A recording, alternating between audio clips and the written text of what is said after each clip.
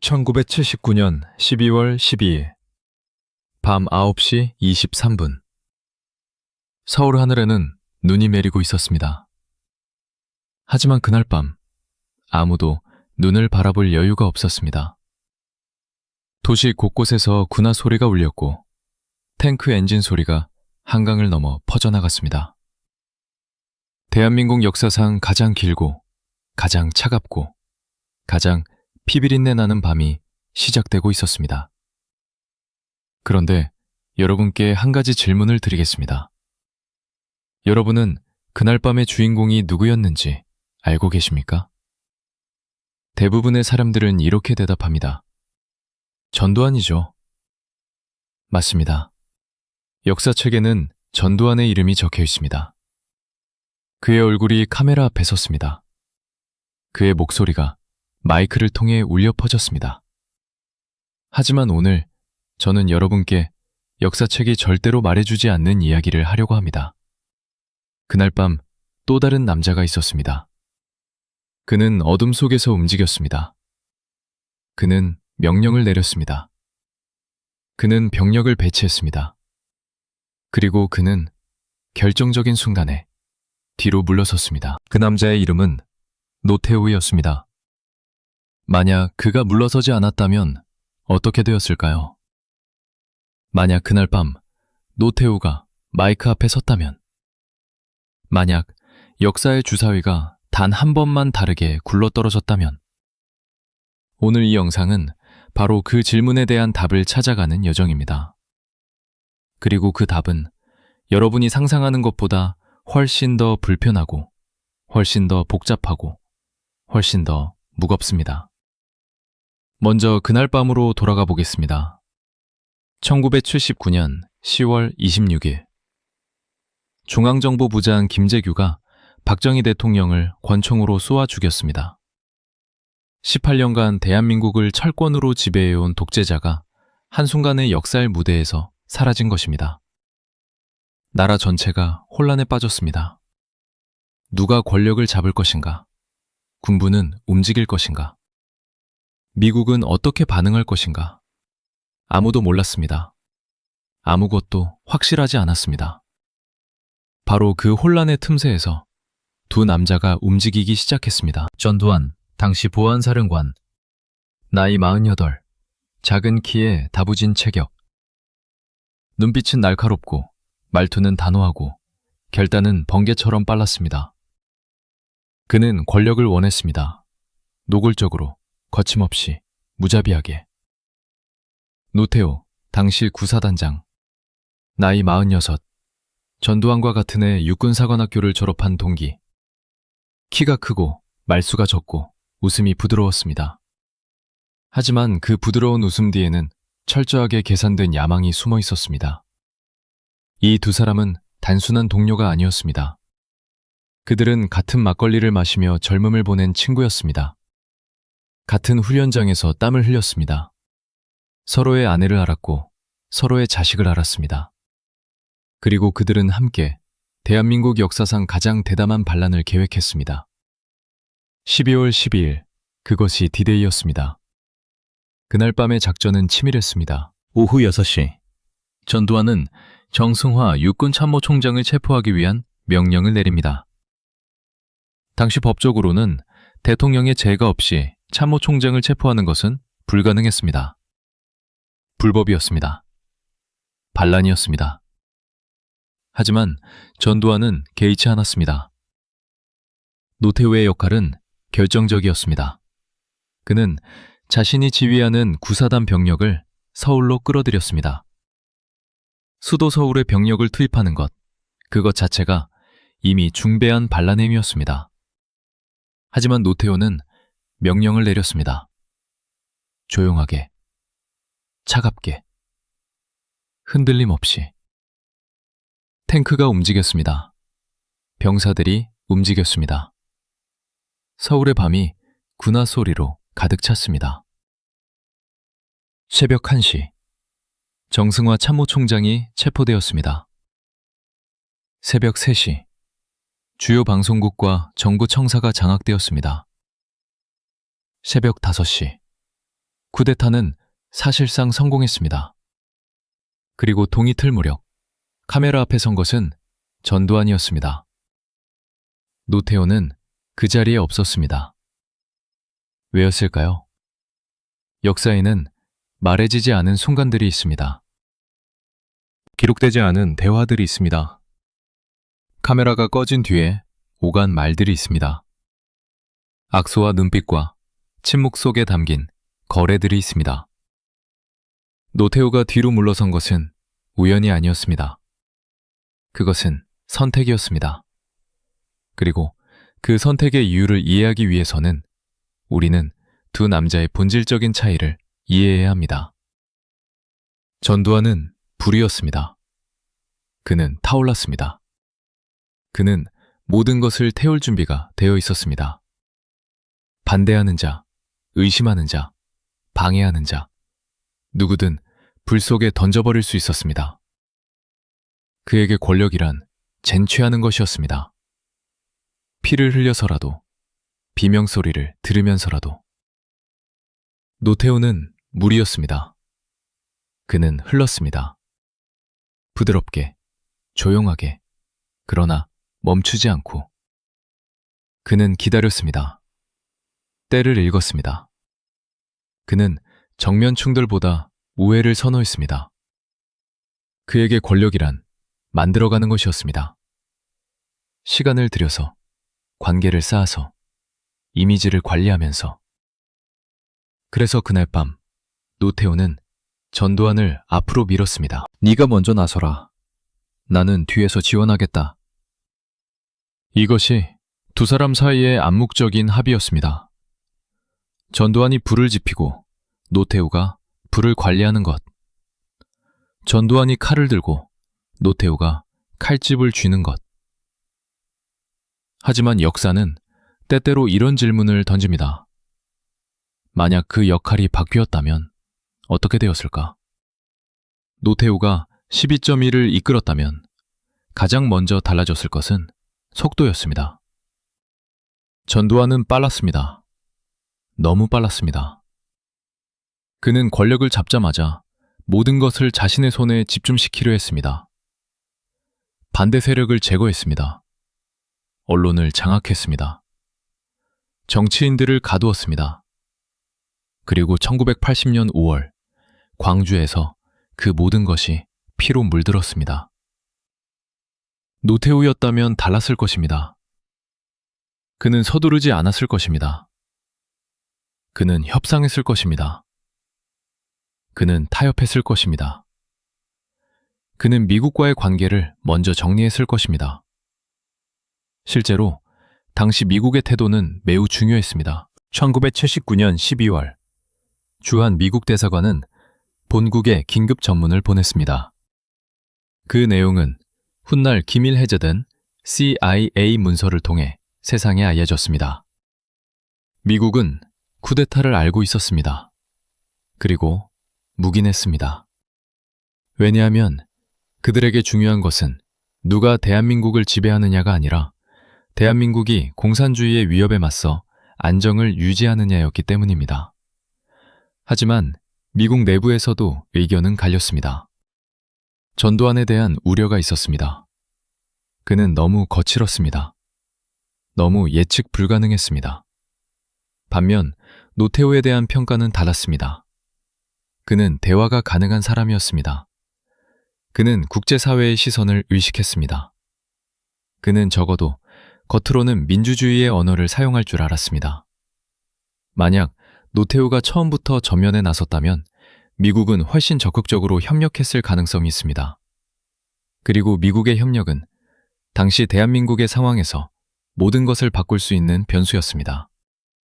그런데 여기서 우리는 더 불편한 질문과 마주하게 됩니다. 노태우가 이끌었다면 광주는 어떻게 되었을까요?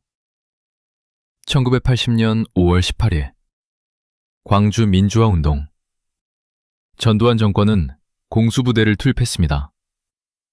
시민들이 거리에서 쓰러졌습니다. 어머니들이 자식의 이름을 불었습니다. 학생들이 총탄에 맞아 쓰러졌습니다. 공식 사망자 수는 165명. 하지만 실제 희생자는 그보다 훨씬 많았다는 것이 역사학자들의 공통된 견해입니다. 노태우였다면 이 학살을 막을 수 있었을까요? 어쩌면 그랬을 수도 있습니다. 그는 국제사회의 반응을 두려워했습니다.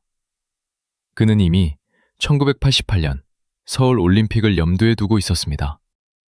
아직 1980년이었지만 그의 계산은 항상 10년 앞을 내다보았습니다. 대규모 민간인 학살은 국제적 고립을 의미했습니다. 그리고 노태우에게 국제적 고립은 용납할 수 없는 결과였습니다. 하지만 그리고 이것이 오늘 이 영상의 핵심입니다. 광주에 피가 없었다면 대한민국의 민주주의는 존재했을까요? 두 남자를 이해하기 위해서는 그들이 어디서 왔는지를 알아야 합니다. 1931년 경상북도 달성군 가난한 농촌마을 전두환이 태어났습니다. 그의 어린 시절은 결핍으로 가득했습니다. 먹을 것이 부족했습니다. 입을 것이 부족했습니다. 그리고 그 결핍은 그의 안에서 하나의 감정으로 굳어졌습니다. 반드시 올라가야 한다. 반드시 가져야 한다. 반드시 지배해야 한다. 1932년 경상남도 울산군 마찬가지로 가난한 농촌 노태우가 태어났습니다. 그의 어린 시절도 넉넉하지 않았습니다. 하지만 그는 다르게 반응했습니다. 그는 관찰했습니다. 그는 기억했습니다. 그는 참았습니다. 그리고 그 참음은 그의 안에서 하나의 전략으로 굳어졌습니다. 때를 기다려라. 기회를 잡아라. 그러나 절대로 서두르지 마라. 1951년 한국전쟁이 한창이던 그해 두 사람은 육군사관학교 11기로 함께 입학했습니다. 그것이 운명의 시작이었습니다. 사관학교에서의 전두환은 단연 눈에 띄었습니다. 그는 성적이 우수했습니다. 그는 리더십이 강했습니다. 그는 누구보다 먼저 손을 들었고 누구보다 크게 목소리를 높였습니다. 교관들은 그를 주목했습니다. 노태우는 달랐습니다. 그는 중간 정도의 성적이었습니다. 그는 조용했습니다. 그는 관찰했습니다. 하지만 동기생들 사이에서의 평판은 전두환 못지 않았습니다. 노태우는 믿을 수 있는 사람이다. 노태우는 배신하지 않는다. 노태우와 함께라면 안심이 된다. 이 두 가지 리더십의 차이, 화려하고 공격적인 리더십과 조용하고 신뢰 기반의 리더십. 이것이 12.12의 밤을 이해하는 열쇠입니다. 1979년으로 돌아가겠습니다. 박정희가 죽은 뒤 대한민국 군부에는 거대한 권력 공백이 생겼습니다. 그리고 그 공백을 향해 수많은 손들이 뻗었습니다. 하지만 결국 남은 것은 두 사람이었습니다. 전두환과 노태우. 그들은 서로를 필요로 했습니다. 전두환에게 노태우는 병력이었습니다. 구사단, 서울 근교에 주둔한 강력한 전투병력. 전두환의 계획은 그 병력 없이는 불가능했습니다. 노태우가 협조하지 않았다면 12.12는 시작도 하지 못했을 것입니다. 노태우에게 전두환은 방패였습니다. 전두환이 앞에서 모든 비난을 받는 동안 노태우는 뒤에서 자신의 입지를 다질 수 있었습니다. 피를 묻히지 않고 권력의 과실은 나누어 가질 수 있었습니다. 완벽한 공생관계였습니다. 하지만 공생관계에는 항상 위험이 있습니다. 언제 한쪽이 더 강해질 것인가? 언제 균형이 깨질 것인가? 언제 한쪽이 다른 한쪽을 상피할 것인가? 노태우가 처음부터 리더였다면 그 공생관계의 구조 자체가 달라졌을 것입니다. 노태우가 앞에 섰다면 전두환은 뒤에 있어야 했습니다. 하지만 전두환이 뒤에 있을 수 있는 사람이었을까요? 그것은 불가능했습니다. 전두환의 본성은 앞에 서는 것이었습니다. 지배하는 것이었습니다. 그가 2인자로 남아있을 수 있었던 시간은 많아야 몇 달이었을 것입니다. 즉, 노태우가 리더였다면 두 가지 시나리오 중 하나가 펼쳐졌을 것입니다. 첫째, 전두환이 반란을 일으킵니다. 노태우를 밀어내고 권력을 빼앗습니다. 그것은 군부 내의 또 다른 쿠데타 안의 쿠데타가 되었을 것입니다. 둘째, 노태우가 전두환을 제거합니다. 정치적으로 혹은 다른 방법으로. 그리고 진정한 의미에서 혼자 권력의 정점에 서게 됩니다. 어느 쪽이 더 가능성이 높았을까요? 역사학자들은 대체로 두 번째 시나리오에 무게를 둡니다. 노태우는 치밀했습니다. 그는 전두환의 약점을 누구보다 잘 알고 있었습니다. 그리고 그는 결정적인 순간에 행동할 수 있는 사람이었습니다. 그런데 만약 노태우가 혼자 권력의 정점에 섰다면 대한민국은 어떻게 되었을까요? 이 질문의 답을 찾기 위해 우리는 노태우가 실제로 권력을 가졌던 시간을 들여다봐야 합니다. 1988년부터 1993년까지 그가 대통령이었던 5년. 그 5년 동안 노태우는 몇 가지 놀라운 일을 해냈습니다. 소련과 수교했습니다. 중국과 수교했습니다.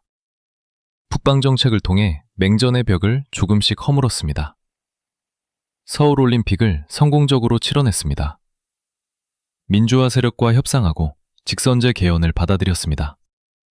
물론 그것은 거리로 쏟아져 나온 시민들의 힘이 만들어낸 결과였지만 이 모든 것을 보면 노태우는 전두환과는 다른 종류의 지도자였습니다. 더 유연했습니다. 더 현실적이었습니다. 더 국제적인 시각을 가지고 있었습니다.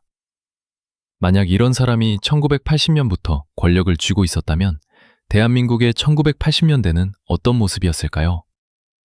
그 질문은 다음 장에서 계속됩니다. 1980년 5월 17일, 자정이 막 지났습니다. 서울 어딘가의 어두운 회의실, 담배 연기가 천장에 깔려 있었습니다. 테이블 위에는 지도가 펼쳐져 있었고 지도 위에는 붉은 선이 그어져 있었습니다. 붉은 선은 광주를 가리키고 있었습니다. 전두환이 말했습니다. 진압한다. 아무도 반대하지 않았습니다.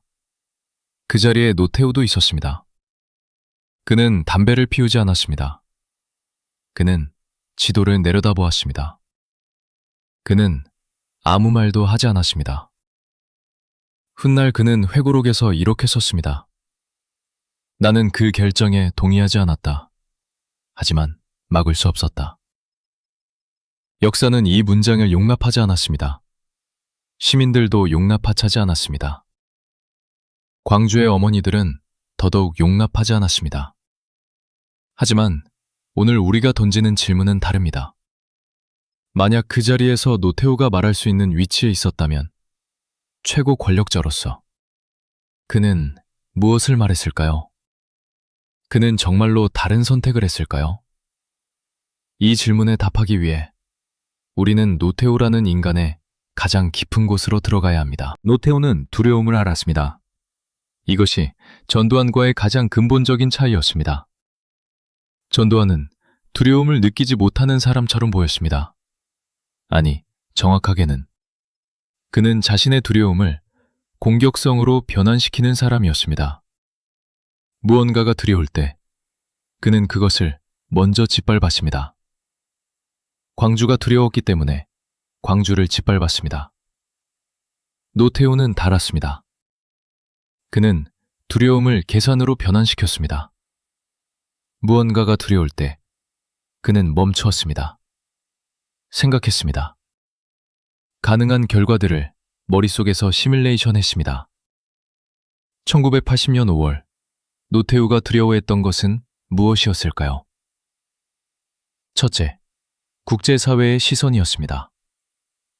이미 서방 언론들은 한국의 상황을 주시하고 있었습니다. 시민들이 거리로 나왔다는 소식은 빠르게 퍼졌습니다. 공수부대가 투입된다는 것은 전 세계 카메라 앞에서 학살을 벌이는 것과 다름없었습니다. 둘째, 미국의 반응이었습니다. 당시 지미 카터 행정부는 인권을 외교 정책의 핵심 가치로 내세우고 있었습니다. 대규모 민간인 학살이 일어난다면 미국이 지원을 끊을 가능성이 있었습니다. 노태우는 그것을 알고 있었습니다. 셋째, 그리고 이것이 가장 중요합니다. 노태우는 올림픽을 알고 있었습니다. 1981년, 서울이 1988년 올림픽 개최지로 선정됩니다. 이것은 노태우의 인생에서 가장 중요한 사건 중 하나였습니다. 올림픽은 단순한 스포츠 행사가 아니었습니다. 그것은 대한민국이 세계 무대에 서는 기회였습니다. 전쟁의 폐허에서 일어선 나라가 이제 세계의 중심이 된다는 선언이었습니다. 노태우는 그 올림픽을 자신의 손으로 치르고 싶었습니다. 아니, 더 정확하게 말하면 그는 그것을 자신의 권력의 정당성으로 삼고 싶었습니다. 그런데 만약 1980년에 광주에서 대규모 학살이 일어난다면 8년 뒤의 올림픽은 어떻게 될까요? 국제사회는 기억합니다. 언론은 기억합니다. 인권단체들은 기억합니다. 1980년의 피는 1988년에 올림픽 성화를 더럽혔을 것입니다. 아니, 어쩌면 올림픽 자체가 불가능해졌을 수도 있었습니다. 노태우가 최고 권력자였다면 그는 이 계산을 했을 것입니다. 그리고 그 계산의 결과는 진압 명령을 내리지 않는 것이었을 수도 있습니다. 하지만 여기서 역사는 또 다른 질문을 던집니다. 진압하지 않았다면 광주의 항쟁은 어디로 갔을까요? 1980년 5월 18일부터 27일까지 열흘간의 광주. 그것은 단순한 시위가 아니었습니다. 시민들은 무장했습니다. 그들은 경찰서를 점령했습니다. 그들은 스스로 질서를 만들었습니다. 밥을 나누었습니다. 피를 나누었습니다. 그리고 그들은 외쳤습니다. 민주주의를 달라고, 인간으로 대우해달라고. 노태우가 군대를 보내지 않았다면 그 열흘은 어떻게 끝났을까요? 협상이었을 것입니다. 아마도. 노태우는 협상을 선택했을 것입니다. 시간을 끌면서, 흥분을 가라앉히면서, 조금씩 양보하는 척하면서. 그것이 그의 방식이었습니다. 하지만 그 협상의 결과는 무엇이었을까요? 시민들이 원하는 것은 민주주의였습니다. 노태우가 줄 수 있는 것은 관리된 민주주의였습니다. 그 사이의 간격은 어쩌면 피보다 더 깊었을 수도 있습니다. 이것이 오늘 이 영상이 가진 가장 불편한 역설입니다. 전두환의 폭력은 광주를 상처로 만들었습니다. 그리고 그 상처는 아물지 않았습니다. 8년 동안, 10년 동안. 그 상처에서 분노가 자랐습니다. 그 분노에서 운동이 자랐습니다. 그 운동에서 민주주의가 자랐습니다. 노태우가 피를 흘리지 않았다면 그 분노는 태어났을까요? 한 남자에 대해 이야기해야 합니다. 그의 이름은 윤상원이었습니다. 1950년 전라남도 광산군에서 태어났습니다. 평범한 농촌 가정의 아들이었습니다. 전남대학교에 입학했고 졸업 후에는 광주 들불야학에서 노동자들에게 한글을 가르쳤습니다. 그는 조용한 사람이었습니다. 책을 좋아했습니다.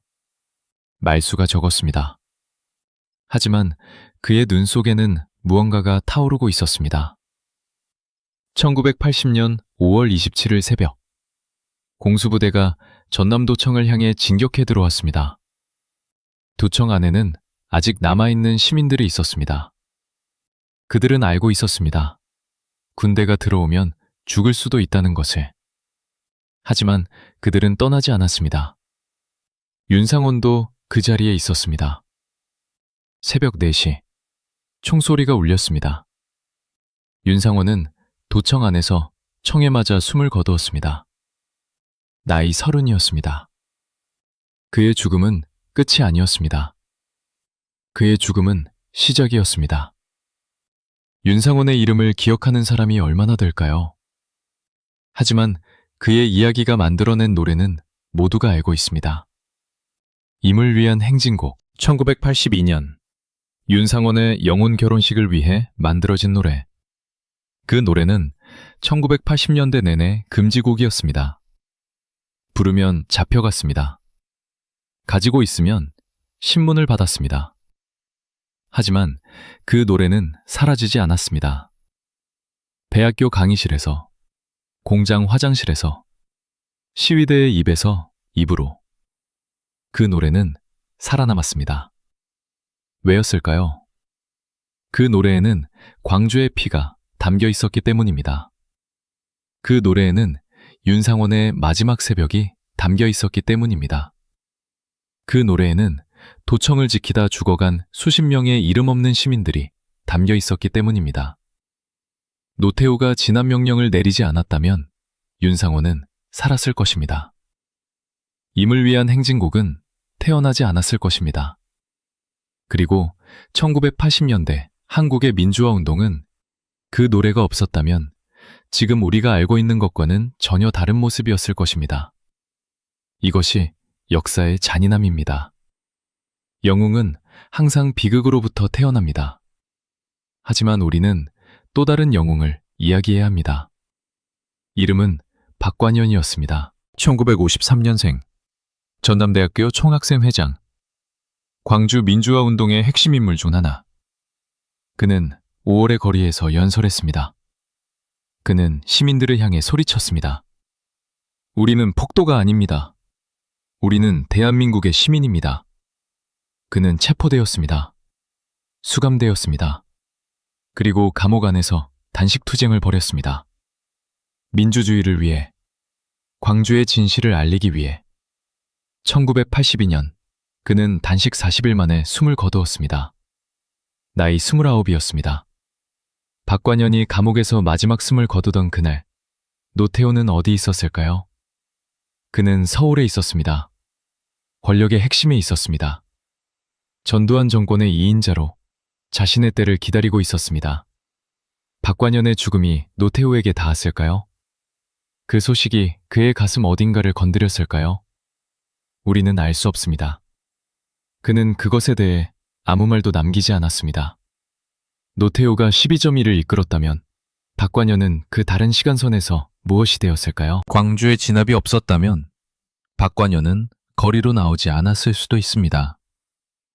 아니, 더 정확하게 그는 다른 방식으로 싸웠을 것입니다.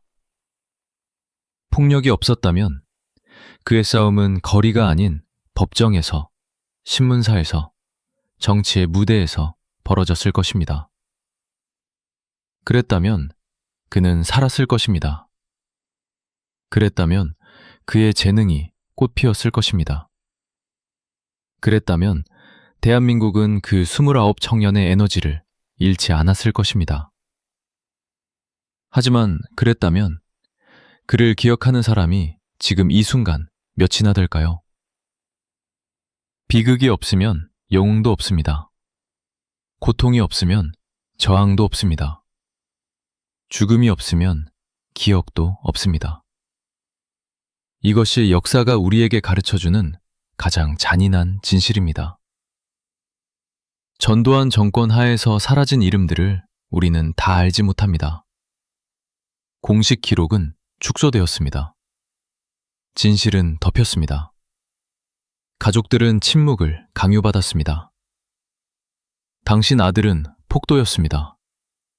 그 말을 들으며 어머니들은 아들의 사진을 장롱 속에 숨겨야 했습니다. 광주의 진실이 세상에 알려지기 시작한 것은 한참 뒤의 일이었습니다. 1988년 국회 청문회, 1995년 특별법 제정, 전두환과 노태우의 구속, 그리고 지금도 완전하지 않은 진상규명. 역사는 느립니다. 진실은 더 느립니다. 하지만 그것이 결국 도착한다는 것을 광주는 증명했습니다. 1987년 6월 9일 연세대학교 교문 앞 한 청년이 최루탄에 맞아 쓰러졌습니다. 이한열, 22살, 경영학과 2학년. 그는 시위대의 맨 앞에 있지 않았습니다. 그는 화염병을 들지 않았습니다. 그는 단지 거기 있었습니다. 대한민국의 민주주의를 원하는 수많은 청년 중 한 명으로 그 자리에 최루탄 파편이 그의 머리를 관통했습니다. 그는 27일 뒤 숨을 거두었습니다. 그의 죽음은 대한민국을 뒤흔들었습니다. 100만 명이 거리로 나왔습니다. 200만 명이 나왔습니다. 전국이 들끓었습니다. 그리고 1987년 6월 29일, 노태우는 직선제 개헌을 수용한다는 선언을 발표했습니다. 6.29 선언. 역사는 이 선언을 노태우의 결단으로 기록합니다. 하지만 그 선언을 가능하게 한 것은 이한열의 죽음이었습니다. 광주의 기억이었습니다. 7년간의 저항이었습니다. 거리를 메운 100만 개의 목소리였습니다. 노태우는 선택했습니다. 전두환과 다른 선택을. 그는 탱크를 보내지 않았습니다. 그는 협상을 선택했습니다. 그리고 그 선택이 대한민국 민주주의의 전환점이 되었습니다. 하지만 이한열의 어머니 배은심 여사는 평생을 싸웠습니다. 아들이 죽은 뒤 그녀는 집에서 나왔습니다. 그녀는 거리로 나왔습니다. 그녀는 아들의 이름을 들고 전국을 돌았습니다. 내 아들을 죽인 자들을 처벌하라. 그것이 그녀의 평생이었습니다. 배은심 여사는 2021년에 세상을 떠났습니다. 그녀의 나이 84이었습니다. 그녀는 아들이 죽은 지 34년이 지나도록 싸웠습니다. 완전한 진상규명을 보지 못하고 완전한 사과를 받지 못하고 이한열의 죽음은 민주주의의 씨앗이었습니다. 하지만 그 씨앗은 한 어머니의 평생을 대가로 요구했습니다. 노태우가 1980년부터 권력을 쥐었다면 이한열은 살았을까요? 이것은 단순한 질문이 아닙니다. 만약 광주의 학살이 없었다면 1980년대 한국의 민주화 운동은 다른 속도로 움직였을 것입니다. 분노의 연료가 달랐을 것입니다. 운동의 강도가 달랐을 것입니다. 그렇다면 1987년 6월 9일 이한열은 연세대학교 교문 앞에 있었을까요? 어쩌면 없었을 것입니다. 어쩌면 그 자리에 아무도 없었을 것입니다. 어쩌면 시위 자체가 없었을 것입니다. 이한열은 살았을 것입니다. 배은심 여사는 34년의 싸움 대신 아들과 함께 나이 들었을 것입니다. 하지만 그 시간선에서의 대한민국은 민주주의 국가였을까요? 노태우식의 민주주의, 관리되고 통제되고 포장된 민주주의. 직선제는 있지만 실질적인 권력 구조는 군부가 쥐고 있는 민주주의. 선거는 있지만 결과는 미리 조율된 민주주의. 그것이 민주주의일까요? 1987년의 진짜 영웅은 노태우가 아니었습니다. 그것은 이한열이었습니다. 박종철이었습니다. 그 이름들 뒤에 있는 수천 명의 이름 없는 사람들이었습니다. 박종철, 1987년 1월 14일, 서울대학교 언어학과 3학년.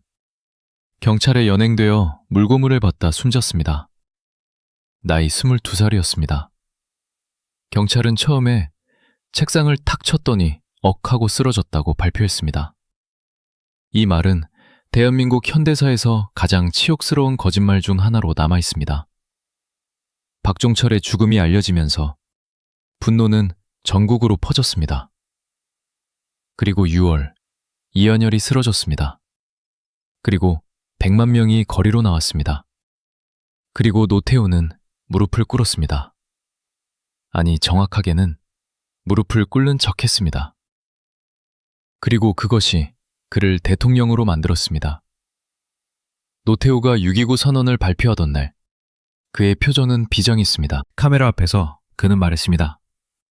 저는 이 나라의 민주주의를 위해 모든 것을 내려놓겠습니다. 거짓말이었을까요? 아니면 그는 진심이었을까요? 역사는 양면적인 판단을 내립니다. 6.29 선언은 진짜였습니다. 직선제 개헌은 진짜였습니다. 그 뒤에 치러진 선거도 진짜였습니다. 노태우는 그 선거에서 당선되었습니다. 정상적인 선거였느냐는 의문이 남지만 형식적 민주주의의 틀은 만들어졌습니다. 하지만 그가 대통령이 된 뒤에도 전두환은 여전히 살아있었습니다. 전두환의 그림자는 여전히 청와대 위에 드리워져 있었습니다. 두 사람 사이의 거래는 우리가 알 수 없는 어둠 속에서 계속되었습니다. 이것이 노태우가 만든 민주주의의 한계였습니다. 그것은 위에서 내려온 민주주의였습니다. 시민이 쟁취한 민주주의가 아니라 권력자가 허락한 민주주의였습니다. 그리고 허락된 민주주의는 항상 허락한 자의 이익을 위해 설계됩니다. 그렇다면 노태우가 처음부터 권력을 쥐었더라면 그가 만든 민주주의는 어땠을까요? 더 일렀을 것입니다. 아마도. 그는 충돌을 원하지 않았습니다. 그는 국제사회의 인정을 원했습니다. 그는 더 빨리 협상의 테이블을 열었을 것입니다. 하지만 그 협상의 주인은 여전히 노태우였을 것입니다. 그 테이블의 의제는 여전히 노태우가 정했을 것입니다.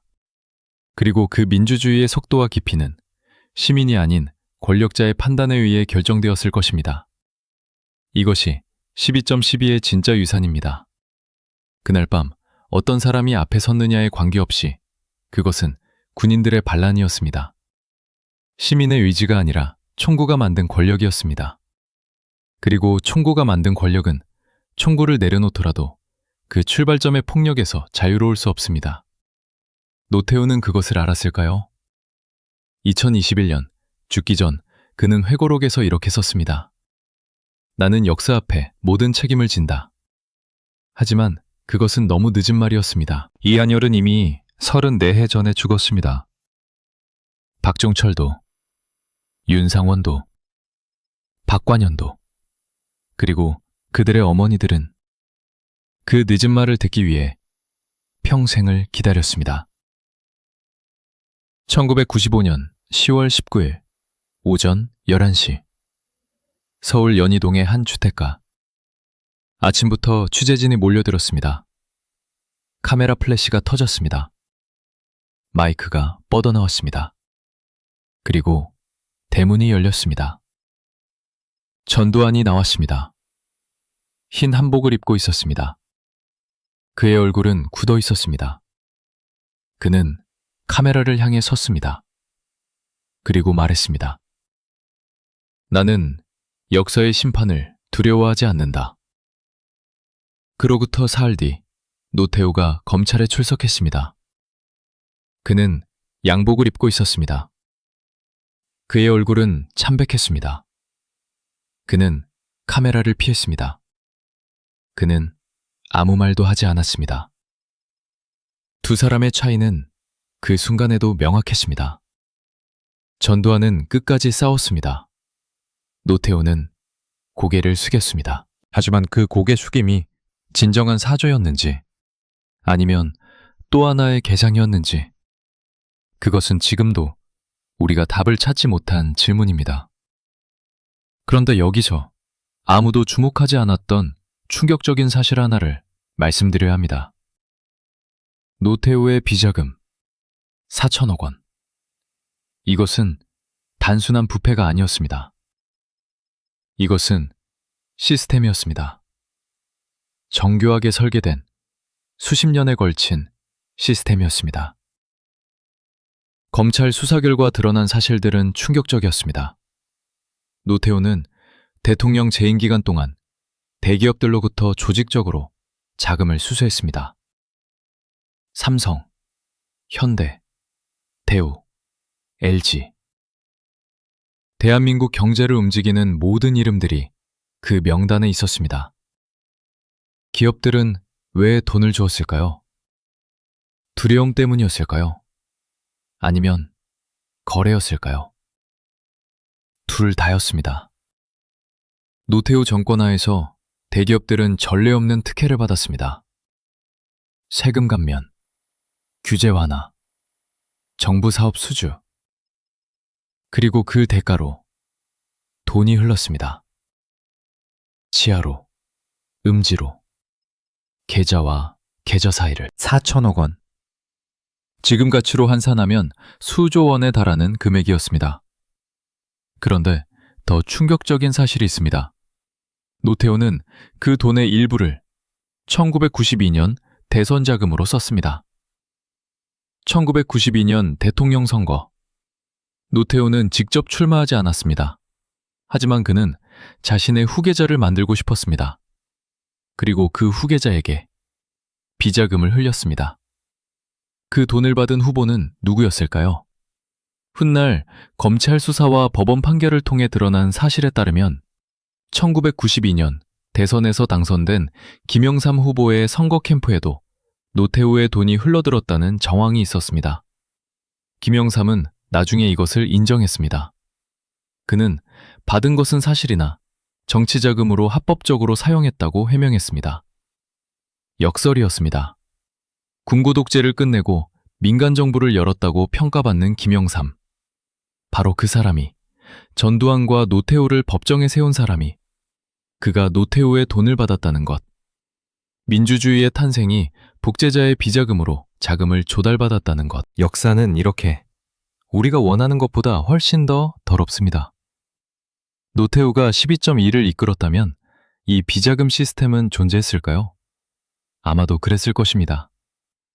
형태는 달랐겠지만 노태우는 전두환보다 더 정교했습니다. 더 체계적이었습니다. 그가 처음부터 권력을 쥐었다면 비자금 시스템은 더 치밀하게 설계되었을 것입니다.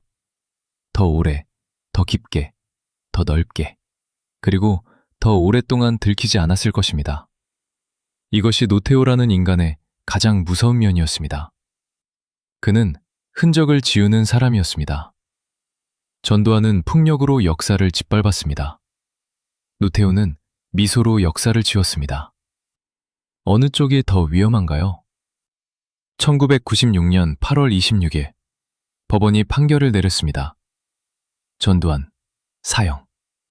노태우, 징역 22년 6개월. 법정에서 전두환은 정면을 응시했습니다. 노태우는 눈을 감았습니다. 하지만 이 판결이 집행되는 일은 없었습니다. 1997년 12월 22일 김영삼 대통령은 퇴임을 앞두고 두 사람을 특별 사면했습니다. 이유는 국민 화합이었습니다. 광주의 어머니들은 그날 오열했습니다. 국민 화합이 무엇입니까? 제 아들은 화합이 되었습니까? 그 울음소리는 텔레비전 카메라에 담겼습니다. 하지만 아무것도 바뀌지 않았습니다. 두 사람은 자유로운 몸이 되었습니다. 지금부터 여러분께 단 한 번도 제대로 보도되지 않은 이야기를 드리겠습니다. 노태우와 미국 CIA의 관계입니다. 1979년 12월 12.12 쿠데타 직후 주한 미국 대사관은 워싱턴에 긴급 전문을 보냈습니다. 훗날 기밀 해제된 이 문서의 내용은 충격적이었습니다. 미국은 알고 있었습니다. 사전에 쿠데타 계획을, 날짜를, 주요 인물들을. 그리고 미국은 아무것도 하지 않았습니다. 왜였을까요? 당시 카터 행정부의 판단은 이것이었습니다. 누가 한국을 지배하든 주한미군은 유지되어야 한다. 누가 한국을 지배하든 공산주의는 막아야 한다. 따라서 누가 권력을 잡더라도 우리는 협력할 수 있다. 이것이 냉전의 논리였습니다. 민주주의냐 독재냐는 중요하지 않았습니다. 친미냐 반미냐만 중요했습니다. 그리고 전두환도 노태우도 철저하게 친미였습니다. 하지만 미국 내부에서도 두 사람에 대한 평가는 갈렸습니다. CIA의 내부 문서 1980년 작성, 기밀 해제 등급, 비밀. 이 문서는 두 사람을 이렇게 평가했습니다. 전두환, 충동적, 예측 불가, 단기적 사고, 반대 세력에 대한 폭력적 대응 가능성 높음, 장기적으로 미국의 이익에 불안정 요소. 노태우, 신중함, 계산적, 장기적 사고, 국제사회의 시선을 의식함, 미국과의 협력 가능성 높음, 관리 가능한 파트너.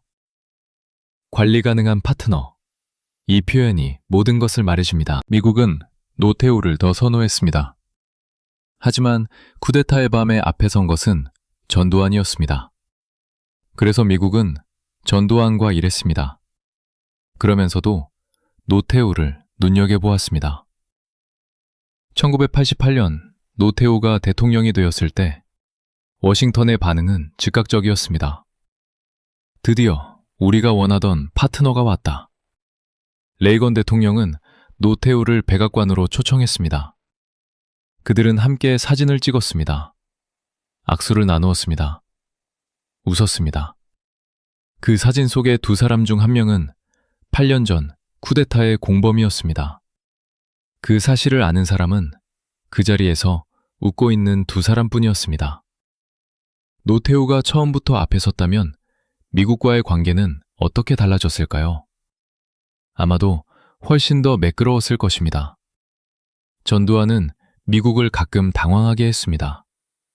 광주 학살 이후 국제사회의 압력이 커지자 전두환은 미국에 화를 냈습니다. 당신들이 동의하지 않았느냐고. 미국 외교관들은 당혹스러워했습니다. 노태우는 그런 실수를 하지 않았을 것입니다. 그는 미국이 원하는 것을 먼저 파악하고 그것을 제공하는 사람이었습니다. 그는 외교의 언어를 알았습니다. 그는 국제사회의 문법을 알았습니다. 그랬다면 대한민국의 1980년대는 국제적으로 훨씬 덜 고립되었을 것입니다. 경제성장은 더 빨랐을 것입니다. 외국 자본은 더 일찍 들어왔을 것입니다. 하지만 그 경제성장의 과실은 누구에게 돌아갔을까요? 광주의 희생 없이 만들어진 성장은 시민들이 쟁취한 성장이 아니었을 것입니다. 그것은 권력자가 나누어준 성장이었을 것입니다. 그리고 권력자가 나누어주는 성장에는 항상 조건이 붙습니다. 침묵하라는 조건이. 지금부터 가장 충격적인 사실을 말씀드리겠습니다. 노태우의 비자금 4천억 원. 그 돈이 어디서 왔는지는 알려져 있습니다. 하지만 그 돈이 어디로 갔는지는 완전히 밝혀지지 않았습니다. 검찰이 추적한 돈은 전체의 일부였습니다. 나머지는 사라졌습니다. 해외 계좌로, 차명 계좌로, 현금으로. 그 돈의 일부가 정치권으로 흘러갔다는 정황이 있습니다.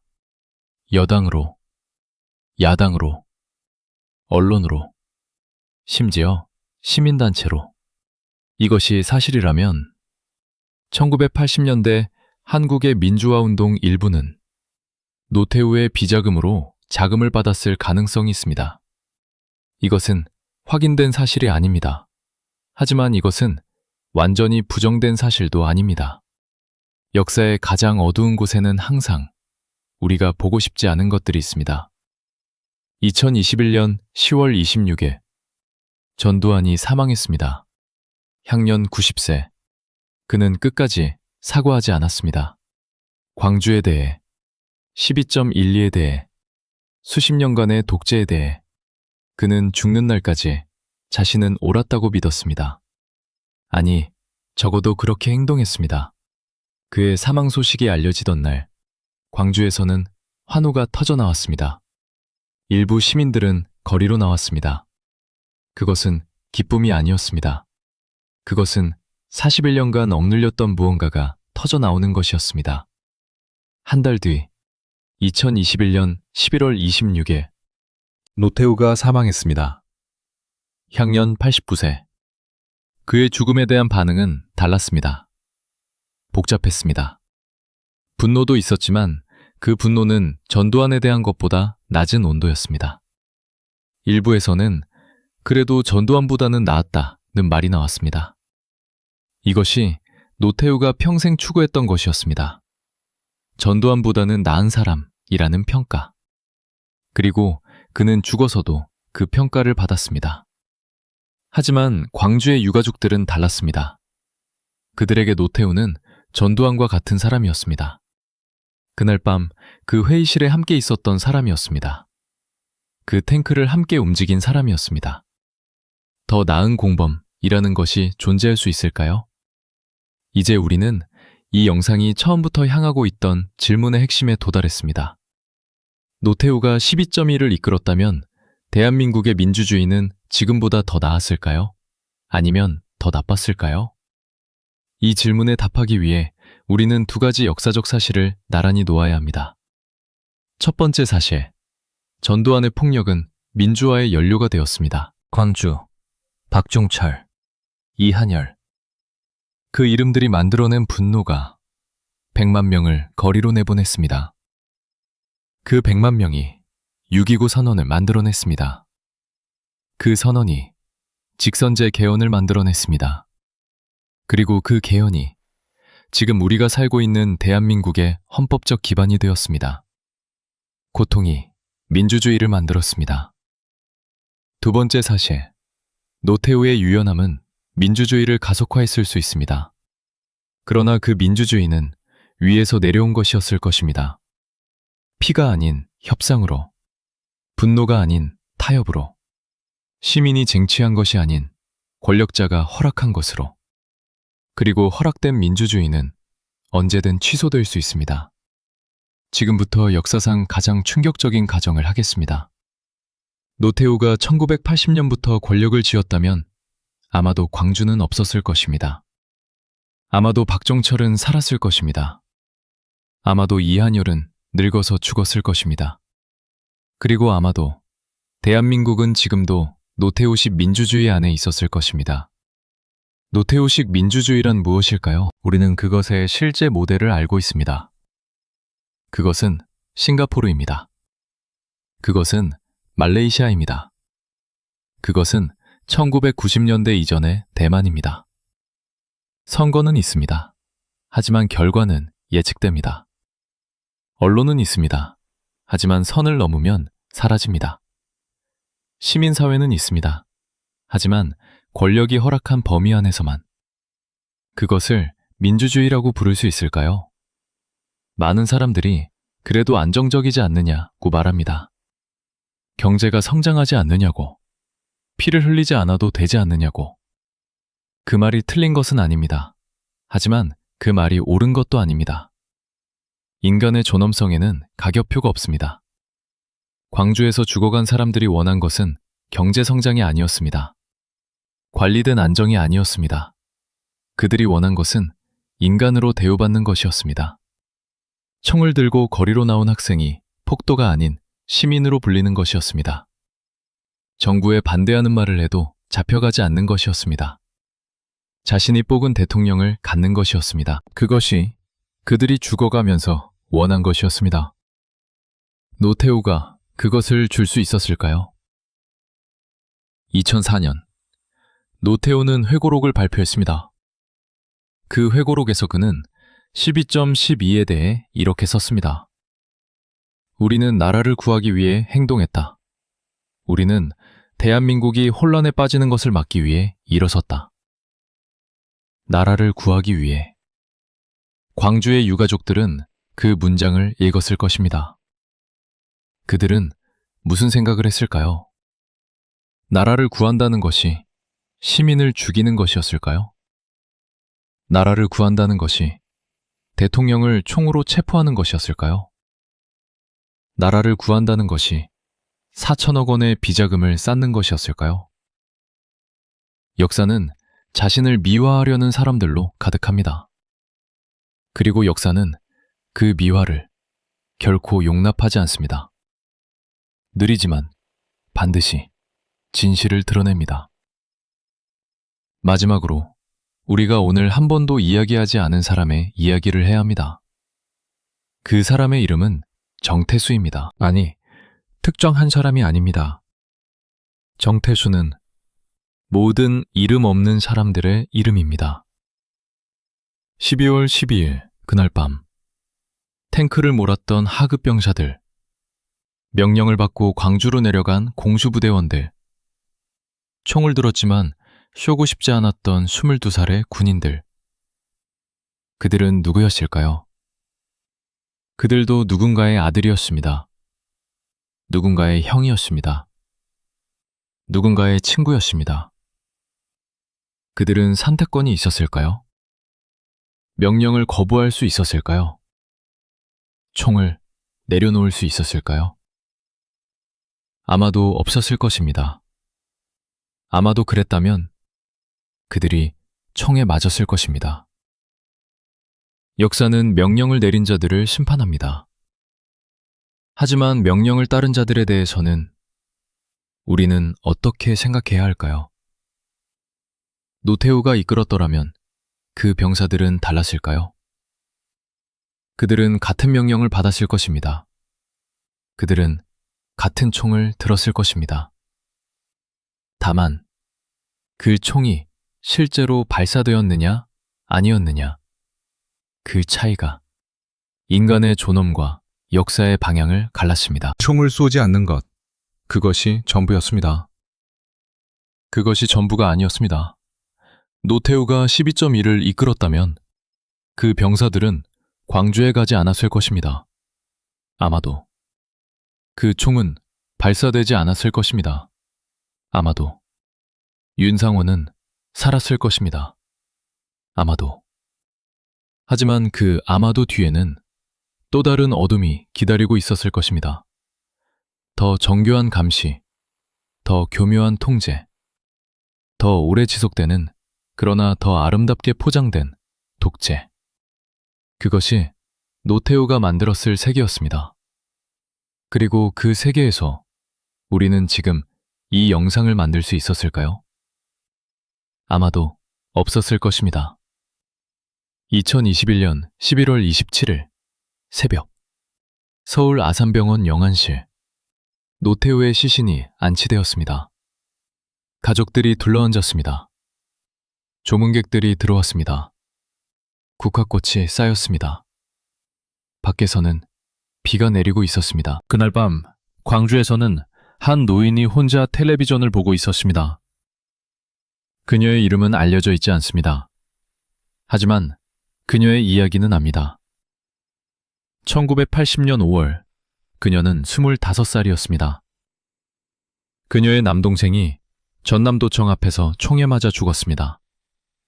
19살이었습니다. 그 뒤로 41년, 그녀는 매년 5월이 되면 도청 앞에 나갔습니다. 혼자서 국화꽃 한 송이를 들고. 그날 밤 텔레비전에서 노태우의 사망 소식이 흘러나왔습니다. 그녀는 채널을 돌렸습니다. 아무 말도 하지 않았습니다. 역사에는 마지막 장면이라는 것이 없습니다. 우리는 항상 어딘가가 끝이라고 생각합니다. 전두환의 사망, 노태우의 사망, 두 독재자가 모두 사라진 지금, 이제 끝났다고, 이제 역사가 마무리되었다고. 하지만 그 노인은 아직 살아있습니다. 그 노인의 기억 속에서 19살 남동생은 아직 죽어가고 있습니다. 1980년 5월의 총소리는 아직 멈추지 않았습니다. 역사는 사건이 끝나도 끝나지 않습니다. 역사는 그것을 기억하는 사람이 살아있는 한 계속됩니다. 오늘 우리가 한 질문으로 돌아가겠습니다. 노태우가 12.2를 이끌었다면 역사는 어떻게 달라졌을까? 저는 이제 그 질문에 대한 답을 드릴 수 있습니다. 달라졌을 것입니다. 그러나 더 나아지지는 않았을 것입니다. 더 조용했을 것입니다. 덜 피비린내 났을 것입니다. 덜 충격적이었을 것입니다. 그러나 덜 자유로웠을 것입니다. 덜 진실했을 것입니다. 그리고 우리는 그 부자유를 두 자유라고 인식하지 못했을 것입니다. 왜냐하면 노태우의 세계에서는 세장이 보이지 않기 때문입니다. 전두환은 소창사를 드러냈습니다. 노태우는 새청사를 꽃으로 덮었습니다. 새장 안의 새는 꽃을 보면서 자신이 갇혀 있다는 것을 몰랐을 것입니다. 그것이 더 인도적인 감옥일 수는 있습니다. 하지만 그것은 여전히 감옥입니다. 그런데 여기서 이 영상이 감추고 있던 가장 충격적인 진실을 말씀드려야 합니다. 우리는 지금도 그 새장 안에 있을 수 있습니다. 노태우식 민주주의의 유산은 그가 죽었다고 사라지지 않았습니다. 그것은 시스템 안에 남아 있습니다. 대기업과 정치권의 유착, 검찰과 권력의 관계, 언론과 자본의 결합. 이 모든 것의 뿌리는 1979년 12월 12일을 밤으로 거슬러 올라갑니다. 전두환과 노태우가 그날 밤 만든 것은 단순한 군사정권이 아니었습니다. 그들이 만든 것은 권력이 작동하는 방식이었습니다. 돈과 권력이 서로를 먹여 살리는 방식이었습니다. 그리고 그 방식은 민주화 이후에도 형태를 바꾸어 살아남았습니다. 이것이 12.12의 진짜 유산입니다. 총성은 멈추었습니다. 탱크는 사라졌습니다. 하지만 그날 밤 설계된 권력의 문법은 아직 우리 사회 곳곳에서 작동하고 있습니다. 다시 처음의 질문으로 돌아갑니다. 노태우가 전두환 대신 12.12를 이끌었다면 저는 이제 이렇게 생각합니다. 그것은 잘못된 질문이었습니다. 우리가 물어야 할 질문은 이것이 아니었습니다. 더 나은 독재자가 있었다면 역사가 달라졌을까가 아니었습니다. 우리가 물어야 할 질문은 이것입니다. 왜 우리는 독재자 중에서 더 나은 자를 고르는 상상을 해야 했는가? 왜 그날 밤 탱크를 멈출 수 있는 사람이 없었는가? 왜 군인들은 명령을 거부할 수 없었는가? 왜 미국은 묵인했는가? 왜 국제사회는 침묵했는가? 그 질문들에 답하지 않는 한 12.12는 끝나지 않았습니다. 1980년 5월 27일 새벽, 전남도청. 윤상호는 죽기 직전에 동료에게 말했다고 합니다. 우리가 지더라도 역사는 우리가 옳았다는 것을 알게 될 것이다. 그는 옳았습니다. 역사는 알았습니다. 그러나 너무 오래 걸렸습니다. 그리고 그 너무 오래의 시간 동안 얼마나 많은 사람들이 그 진실을 보지 못하고 죽어갔는지를 우리는 다 알지 못합니다. 역사의 정의는 느립니다. 때로는 잔인할 만큼 느립니다. 하지만 그것이 결국 도착한다는 것을 광주는 증명했습니다. 박종철이 증명했습니다. 이한열이 증명했습니다. 그리고 이름 없는 수천 명이 증명했습니다. 노태우는 죽었습니다. 전두환도 죽었습니다. 하지만 역사는 살아있습니다. 그리고 살아있는 역사는 우리에게 계속 질문을 던집니다. 당신은 그날 밤의 탱크를 기억하고 있는가? 당신은 도청 앞에서 죽어간 25살의 이름을 알고 있는가? 당신은 4천억 원이 어디서 와서 어디로 갔는지 알고 있는가? 당신은 국민화합이라는 이름으로 사면된 두 사람을 기억하고 있는가? 기억하는 것, 그것이 민주주의입니다. 잊지 않는 것, 그것이 민주주의입니다. 그리고 이 영상을 보고 있는 당신이 이 이름들을 기억하는 한 윤성호는, 박관현은, 이한열은, 박종철은 아직 살아있습니다. 마지막으로 한 가지를 말씀드리겠습니다. 노태우가 12.1을 이끌었다면 역사는 달라졌을 것입니다. 하지만 지금 이 순간 우리에게 중요한 것은 다른 시간선의 역사가 아닙니다. 지금 우리가 살고 있는 이 역사입니다. 전두환과 노태우가 만든 세계의 잔재 위에 우리가 지금 서 있습니다. 그들이 설계한 권력의 문법이 아직 우리 사회 안에서 작동하고 있습니다. 그리고 그것을 바꾸는 일은 1980년에 광주 시민들이 했던 일과 다르지 않습니다. 기억하는 것, 말하는 것, 포기하지 않는 것, 그것이 전부입니다. 그리고 그것이 전부가 아닙니다. 역사는 기억하는 자들이 쓰는 것이 아닙니다. 역사는 기억을 행동으로 바꾸는 자들이 씁니다. 당신이 바로 그 사람입니다. 오늘 영상은 여기서 마치겠습니다. 끝까지 함께해 주셔서 감사합니다.